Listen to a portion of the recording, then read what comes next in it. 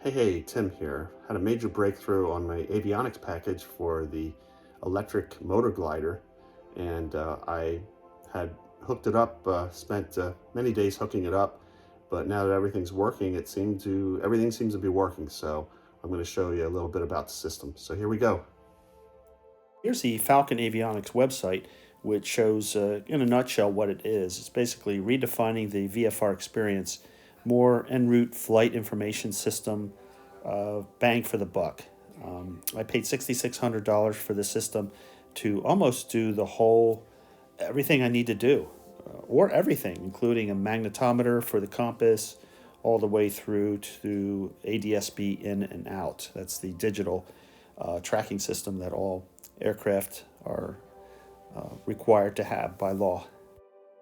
The way the system will look in my plane, single screen for all the flight information and then the engine information on another screen for the Zero motorcycle. So here's the flight view system, and as you can see here, it's in a configuration setup here. When I hit the volume control, here's my little speaker. When I hit the volume, has different settings for the comm radio. Also has settings for so you can see I've hooked it up to a Trig TT22 and did a little bit of configuration here.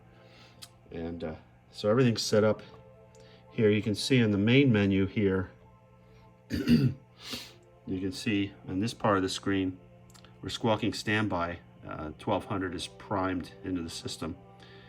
Comm frequency 122.7. And here's our little airplane. Here's our AHRS system. This is the air data computer. So this goes pitot and static, so airspeed. This is the AHRS system, Flightbox Pro it's called. And I just have it mounted here on a little board so I can I could have a little gimbal axis here. I can move this. So I'm gonna move this here like so. And you can see here on the screen, does this. And when I move it back, if I tilt the whole thing, you can see the tilting here. So, and this compass is a GPS compass, so it's not going to show anything here. This is the airspeed ticker tape, and that works also. I put air into it so I could see that going up. Here's the readout when you blow into the pitot entrance with a tube. This is the altitude, our current altitude. Here's an ADSB display of an aircraft that passed near my vicinity. So it's working very well.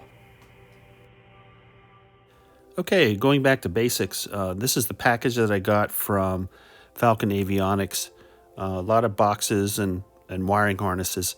I finally decided to put everything in the back of the airplane, of the Sonex Xenos airplane, and that way I only need power and push-to-talk wires going to the front of the aircraft. So it keeps the wiring very simple. There'd be very little panel wiring at all. And the pitot static will come from the rear as well, so be very easy to install in the aircraft. So I started with a piece of aluminum here to mount stuff on. Then I wired it up. You can see how simple the wiring is. Everything is kind of bussed through this RS-232, 422, and you can see the harness there for the headset jacks.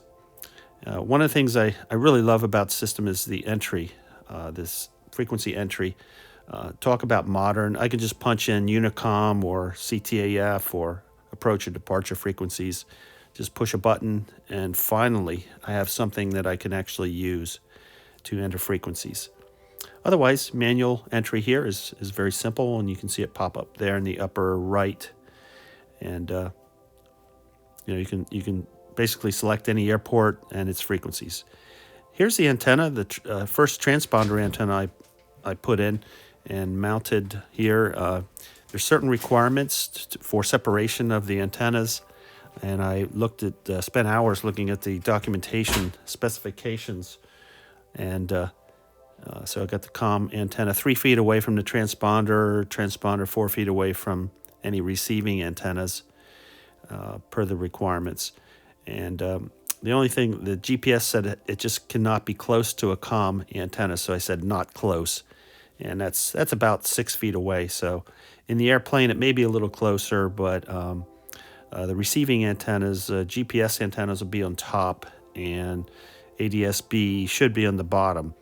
But I'll have to work that out, the distances in the actual aircraft. For those of you, this is basically the end of the video, but if you want to hang on, this shows you some of the bus wire, the RS 232 and 422 power. All the harnesses were provided, actually worked right out of the box, and you just plug in there with the DB9 or DB25 connectors into the Trig Avionics. And the Falken, well, between the Falken and the Trig company, everything just was kind of plug and play. This is the wiring harness for the headset jack, which will be super easy to install on the back of the aircraft. Here's the fuse box, very simple fuse box. It's marine grade, so it's nickel plated contacts on there. And so this is for the hardcore. People are actually going to be wiring this up. I did use some compound there, antioxidant compound.